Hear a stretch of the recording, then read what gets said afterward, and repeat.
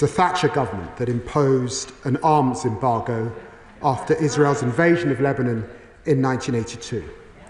It was David Cameron who first called Gaza a prison camp, and it was Theresa May's government that championed the UN Resolution 2334 on settlements.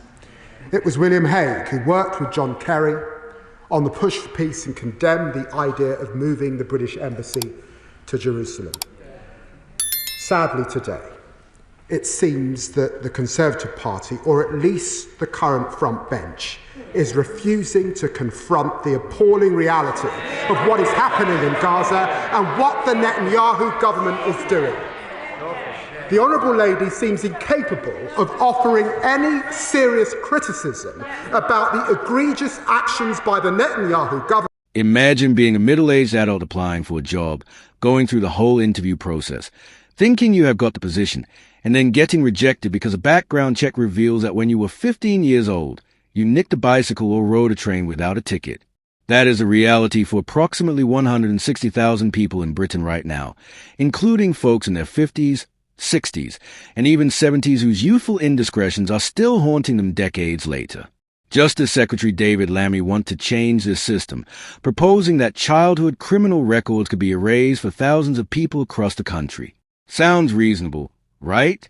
Well, GB News presenter Martin Daubney has just issued a stark warning that loosening these rules could fan the flames of youth lawlessness and create a situation where offenders think they can get away with serious crimes because it will all just be scrubbed off later. And this warning might just be the thing that derails Lammy's entire reform agenda before it even gets started. Quick favor, if you are gripped by this debate about criminal records and reform, hit that subscribe button and ring the notifications bell. Over 94% of viewers haven't yet. It is free, takes literally 1 second, and keeps us bringing you the best political analysis and debate. Massive thanks if you did. Right, let us dive into this controversy. So here's the situation. David Lammy, the Deputy Prime Minister and Justice Secretary, is examining proposals that could fundamentally overhaul how Britain handles criminal records, particularly those from childhood. He has said the government will consider opportunities to simplify the criminal records regime to ensure it is clear and proportionate, particularly in relation to childhood offences. On the surface, this sounds like sensible, compassionate policymaking. Why should someone's entire life and career prospect be destroyed because they did something stupid as a teenager? We have all done daft things when we were young, and most of us were fortunate enough not to get caught or to have understanding adults who gave us second chances.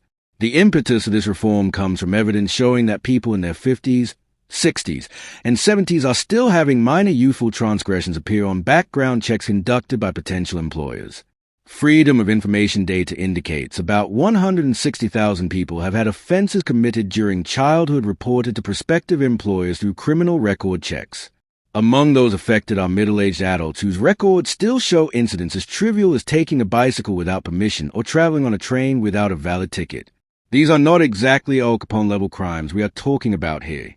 These are the kinds of mistakes that teenagers make, get caught for, and should reasonably expect to move past as they mature into responsible adults. Under the current framework, the Disclosure and Barring Service provides checks for enhanced positions involving work with children or vulnerable adults, as well as standard professional roles requiring access to sensitive information across sectors including finance, law, and taxi driving. So if you nicked a bike when you were 14, you might find yourself barred from certain careers when you are 40, which seems disproportionate to say the least. But here's where Martin Daubney's warning becomes crucial, because whilst the principle of giving people second chances sounds wonderful, the practical implementation raises some genuinely difficult questions about where you draw the line. Speaking to former Labour advisor Danny Shaw, Daubney pointed out there is confusion around offences like drug dealing, drug possession, and even street violence. These are not petty offences, he argued, and they can be the early stages of a much more serious criminal career, particularly if people think it will all just be scrubbed off later. And if the police think records will be scrubbed anyway, there's a danger it creates even less pressure to prosecute in the first place.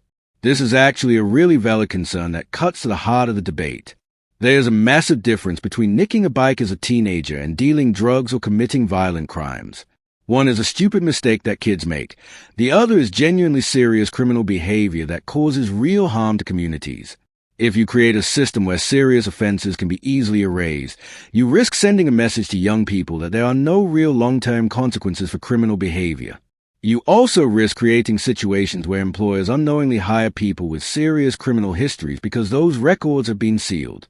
Daubney's key question was absolutely crucial. Will reform fan the flames of youth lawlessness and encourage bad habits that the wider public ends up paying for? That is not just scaremongering. That is a legitimate policy concern that needs to be addressed before any reforms are implemented. Because if loosening the criminal record system leads to increased youth crime or creates dangerous situations where unsuitable people end up in positions of trust, then the reform will have failed regardless of its good intentions. Danny Shaw's response was measured and thoughtful. He said he honestly does not think the current proposals, or loosening the system slightly, will fan the flames of lawlessness. But he acknowledged there's a danger in going too far the other way, scrubbing records too quickly, including serious offenses. If you do that, you risk people turning up to jobs, committing crimes, and later it coming out that they had a record that was not declared. That would make the problem worse, because the rules would be tightened all over again in response.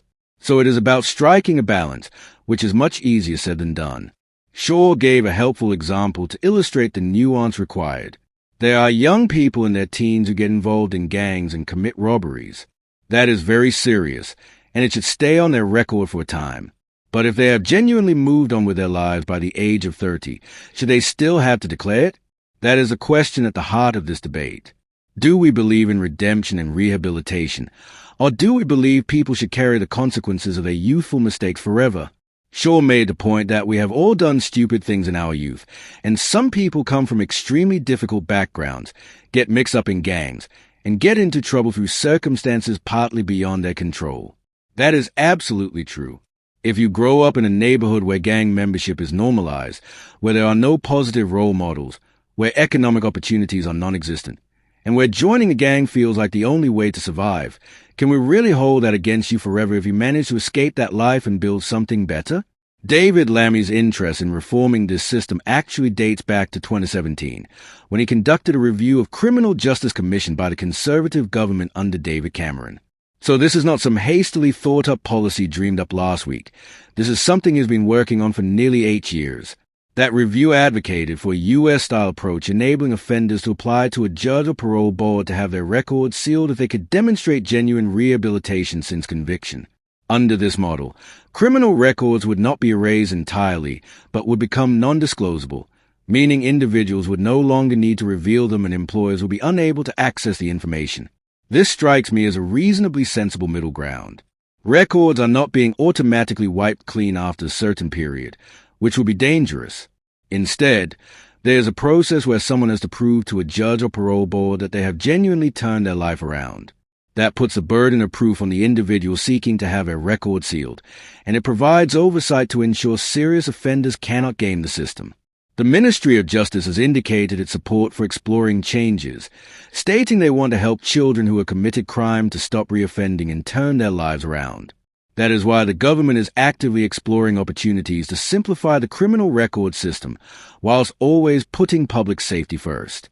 That last bit is crucial, public safety first. Any reform has to be designed with protecting the public as a primary consideration, not just giving offenders a break. But here is where the politics of this become absolutely fascinating, because Martin Daubney's warning is not just about policy concerns. It is potentially a career-ending attack on David Lammy's signature criminal justice reform. If Daubney can successfully frame this reform as being soft on crime, as putting the interests of offenders above victims and law-abiding citizens, as encouraging youth lawlessness, then he can turn public opinion against it.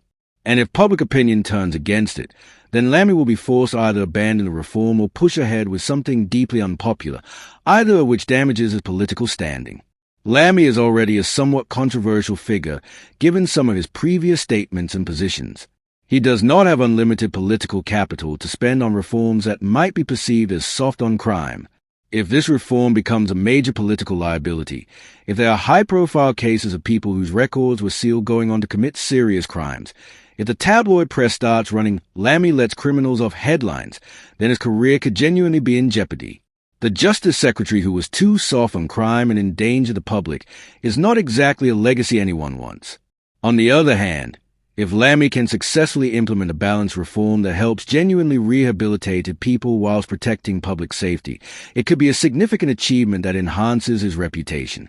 The challenge is threading that needle, creating a system that is compassionate without being naive, that offers second chances without compromising security, that recognizes people can change whilst acknowledging some offenses are so serious they should have permanent consequences. The debate really comes down to some fundamental questions about how we view crime, punishment, and rehabilitation. Do we believe people can genuinely change, or do we think criminal behavior is essentially permanent? Do we think the purpose of the criminal justice system is punishment, rehabilitation, or public protection? How much weight do we give to someone's circumstances and background when evaluating their criminal behavior? These are not easy questions, and reasonable people can disagree on the answers. There's also a class dimension to this debate that is not always explicitly acknowledged. People from wealthy, privileged backgrounds who make mistakes as teenagers are often given second chances. Their parents hire expensive lawyers. They get cautioned rather than prosecuted. They go to good schools and universities that overlook youthful indiscretions, and they end up in successful careers despite their past mistakes. Meanwhile, working-class kids from rougher states who make similar mistakes get prosecuted, get criminal records, and find those records following them around for the rest of their lives, limiting their opportunities and making it much harder to escape poverty and crime.